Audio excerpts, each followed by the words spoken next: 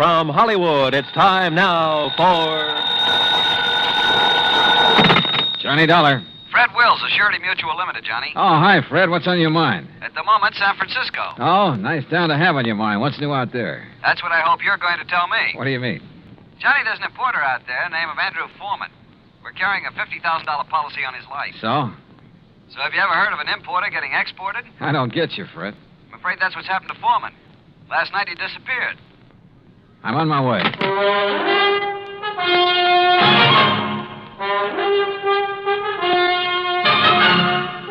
Bob Bailey in the exciting adventures of the man with the action-packed expense account, America's fabulous freelance insurance investigator. Yours truly, Johnny Dollar.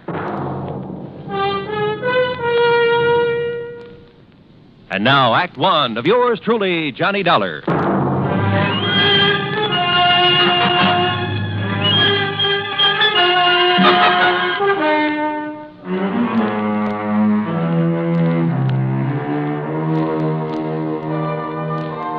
Expense account submitted by Special Investigator Johnny Dollar to the Home Office, Surety Mutual Limited, Hartford, Connecticut. Following is an account of expenses incurred during my investigation of the Blinker matter.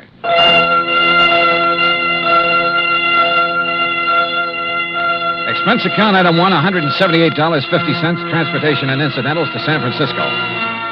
On the flight out, I studied the dope Fred Wills had sent me. Andrew Foreman, age 51. Occupation, importer. Health, good. Judging from the hefty premium he had to pay, his importing business must be okay. Wife, Marcia Foreman, age 35. 16 years younger than her husband. And Marcia was the sole beneficiary.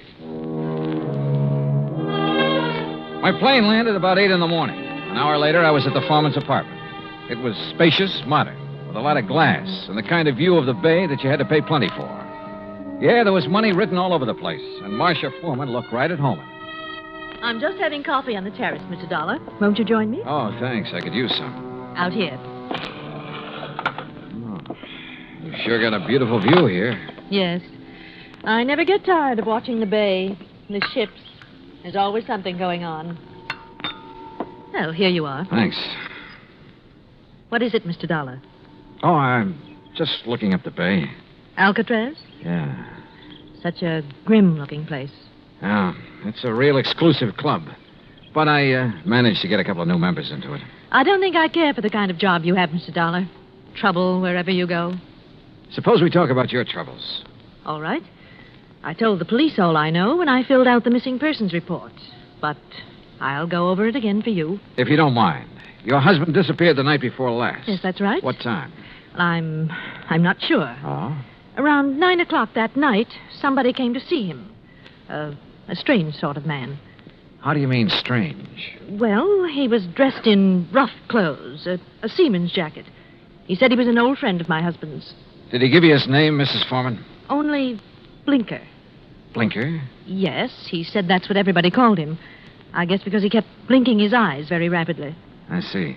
Well, I showed this Blinker person into the den where my husband was and left the two of them together. Uh-huh.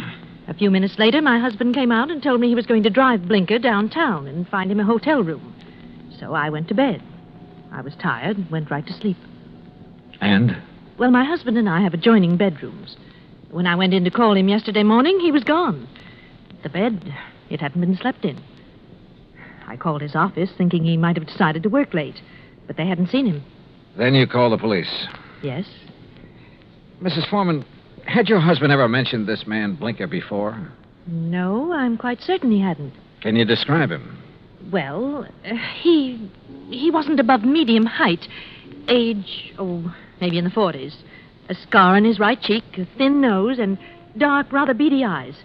I'm afraid that's the best I can do. Well, considering that you only got a brief look at him, I'd say that was a pretty complete description. Mr. Dollar, do you think this person Blinker could have done anything to my husband? I don't know, but I'm sure the police are looking for him. Just one more question, Mrs. Foreman. Suppose Blinker had nothing to do with your husband's disappearance. I'm afraid I don't follow you. Oh, well, what I mean is, can you think of any reason at all, why your husband might want to disappear? No, Mr. Dollar. Absolutely not.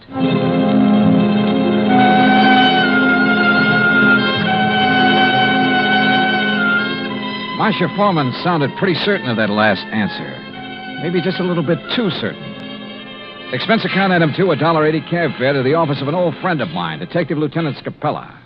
Jono, if Foreman took this character Blinker to a hotel, it's no hotel we ever heard of. We've covered them all. You think Blinker could have killed Foreman? It's a possibility. What's another? Maybe there is no Blinker. Yeah, Scapella, I thought about that, too. Jono, didn't it hit you there was something strange about Mrs. Foreman's story? She said she let Blinker in the apartment. She showed him to the den. Now, she could have only seen him a couple of minutes. Yet she rattled off a complete description of him. Yep. Sure is me, Scapella, right between the eyes. And the way she described it. Yeah, I know. Seaman's jacket, beady, blinking eyes, scar on the right cheek. Oh, he sounds real distinctive. Real distinctive.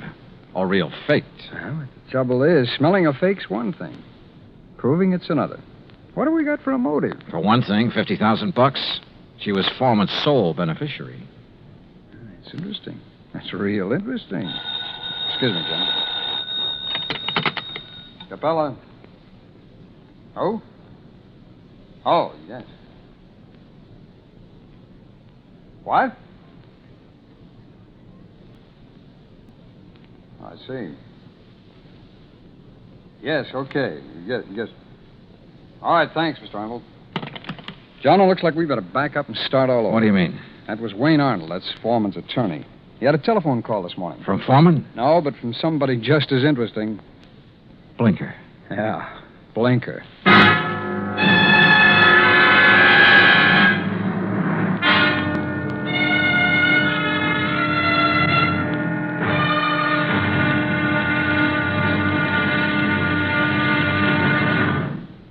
Act 2 of yours truly, Johnny Dollar, in a moment. And now, Act 2 of yours truly, Johnny Dollar, and the Blinker matter. Like Scapella said, we had to back up and start all over again. Just when we talked ourselves into thinking Marcia Foreman's story about Blinker was phony, her missing husband's lawyer phoned and told us he just heard from Blinker. Item 3, $1.70, cab fare to the office of Wayne Arnold, Foreman's attorney. I met him just coming out his door. Did you wish to see me? Mr. Arnold? Yes. I'm Johnny Dollar. Oh, yes, the insurance investigator. Mrs. Foreman told me you'd been questioning her. Look, I'm sorry, but I'm in rather a hurry. I have an appointment, and I'm late for it. Sorry, but this will only take a minute or two. I was in Lieutenant Scapella's office when you phoned a while ago about this man Blinker, Mr. Arnold. Oh, yes. When did you hear from him? Just a little while ago. I called Marcia Foreman right away, and she thought I ought to call Scapella. What did Blinker say on the phone? It was a strange conversation. He sounded nervous, excited, almost out of breath. Said he wanted money, $10,000. If he didn't get it, he'd... And that's as far as he got. He stopped suddenly, said he'd contact me later, then hung up. What do you make of it, Mr. Dollar? I don't know. Could be he's holding Foreman for ransom. That's what it sounded like to me.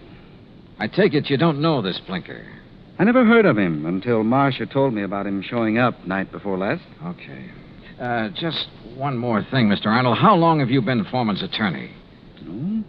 3, 4 years. Why? Any reason you know of why he might want to disappear? None that I can think of. Another woman, maybe? I doubt it very much. How about his importing business?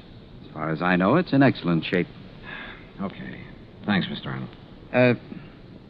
Mr. Dollar. Yeah? This man Blinker, why would he have it in for Andrew Foreman? Good question, Arnold. Sorry I don't have an answer to it. I went down the elevator and outside. I stopped at the corner to get some cigarettes, and that was my first lucky break. Because just as I was leaving the counter, I saw Arnold come outside. And the way he looked up and down the street made it plain he wanted to see if anybody was watching him. He got into his car and drove off. I grabbed a taxi, that's item 4, and trailed him. He drove into Golden Gate Park and stopped. I got out down the road and worked my way toward him behind some bushes. Pretty soon, a woman came over and got into his car. I couldn't hear what they were saying, but I didn't need to. Because when I saw the kiss, I got the message. The woman was Marcia Foreman.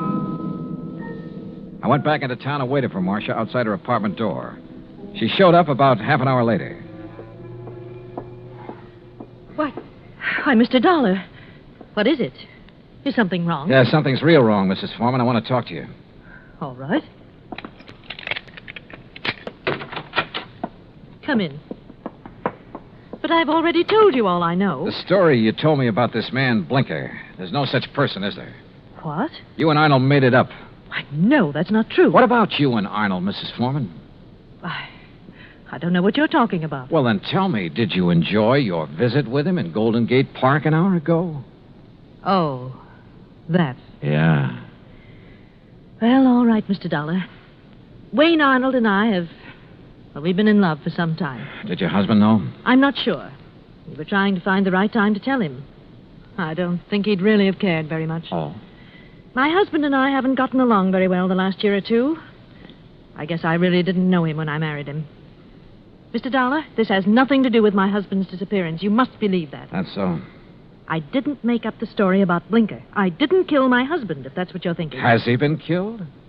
I don't know. You've got me confused. If you didn't do it, how about Arnold? No. He'd have no reason. Besides, he wasn't even in town the night before last. I can check that. I know you can. Mrs. Foreman, maybe you're telling me the truth and maybe you're not. Sooner or later, I'm going to find out which. I am telling you the truth. Then can you give me any reason at all why your husband has disappeared? There's one possibility, Mr. Dollar. It might have something to do with his importing business. What's that mean? My husband, well, he seems to have made a lot of money out of his importing business. More than the kind of thing he usually imports would warrant. What does he import? Oh, trinkets, curios. From the Orient, mostly. Have you a key to your husband's office? Yes. Let me have it. I want to take a look around. I went over the papers in Foreman's office and found out his last shipment had come in 3 days ago on the Indian Princess. Mrs. Foreman had said Blinker was wearing a seaman's jacket. I headed for the waterfront, but the ship was gone. Near the pier was a beat-up eating place called Gus's Cafe. A woman with an apron came over. She was about 6 feet tall and almost that wide. What can I do for you, buddy? I want to talk to the owner, Gus. That's me. You're Gus? Short for Gussie. What's on your mind, buddy? Johnny Dollar. I want some information. You a cop, buddy? No, I'm not a cop. You look like a cop. Now listen, that freighter that shoved off from this pier, the Indian Princess.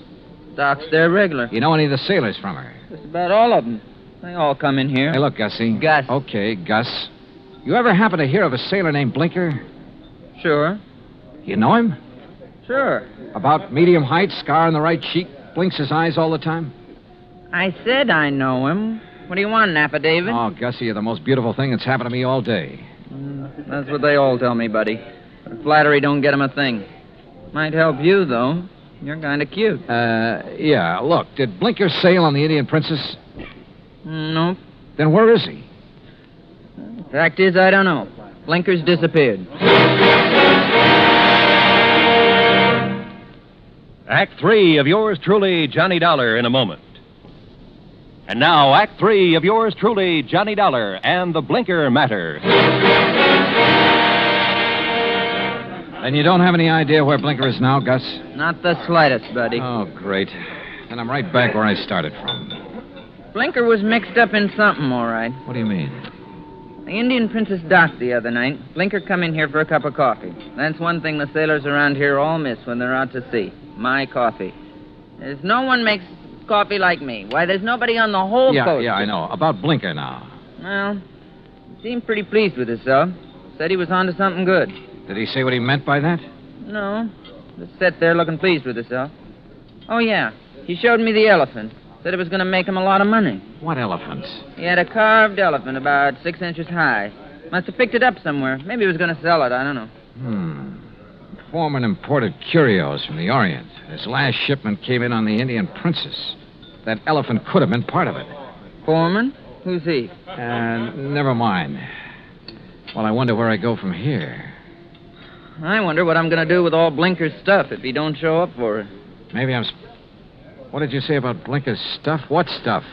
I got a back room where I let the boys keep their gear when they're ashore. You've got Blinker's things there now? Sure have. Why didn't you tell me? You never asked me. In the back room, I went through Blinker's sea bag. Near the bottom, I found the carved elephant. An ordinary-looking elephant, until I twisted one of the legs loose. It was hollow, and inside a little paper packet full of white powder. Suddenly, the whole deal slid into place, and just as suddenly, the whole deal made me slightly sick. Now I wanted to see the rest of those elephants real bad. According to the records in Foreman's office, the shipment was in a warehouse. I went outside and over to the pier. Johnny. What? Oh, Gus. Come here a minute, Johnny. Look, I'm in a hurry. Thanks for everything. I'll see you later. You got time to see this? Over here, near the pier. Wait a minute. Yep. It's a body, all right. One of the boys just fished it out of the water. I sent him to call the cops. Looks like it's been in the water quite a few hours. Gus? Yep. It's Blinker, all right. I knew I had to work fast now. I headed out on the pier for the warehouse. Once I thought I heard footsteps somewhere behind me. I stopped and listened. There was no sound.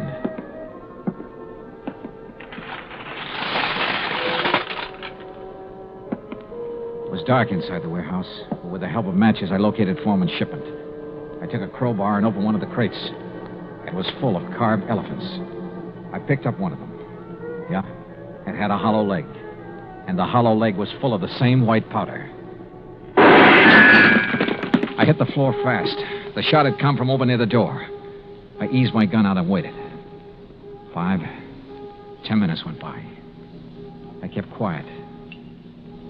Then suddenly a shadow loomed up near the crates. We saw each other at the same time.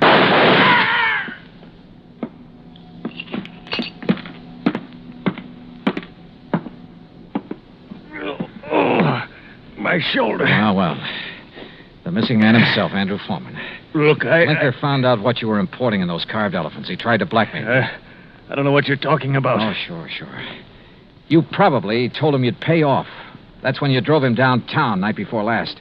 Then you tried to kill him, but he must have got away. I tell you... You called your lawyer, tried to put the squeeze on through him. But he had to hang up in a hurry. You were probably getting close. You finally caught up with him, didn't you, Foreman? Look, you've got no proof of anything. Why should Blinker try to blackmail me? Like I say, he found out about the narcotics in those hollow elephants. It was put there without my knowledge. You have no proof I was involved.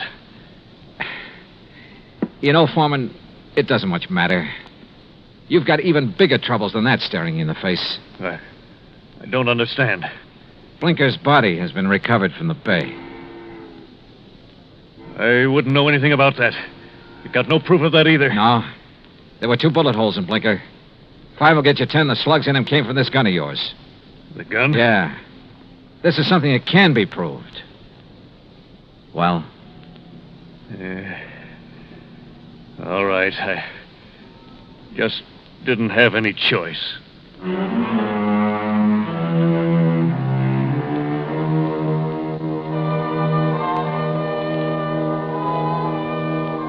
Item 5, $183 even, transportation and incidentals home. Expense account total, $434.50. Remarks? Andrew Foreman made a complete statement to the police. The murder case against him is open and shut. So, it looks like he's going to beat the narcotics rap after all. The hard way. Yours truly, Johnny Dollar.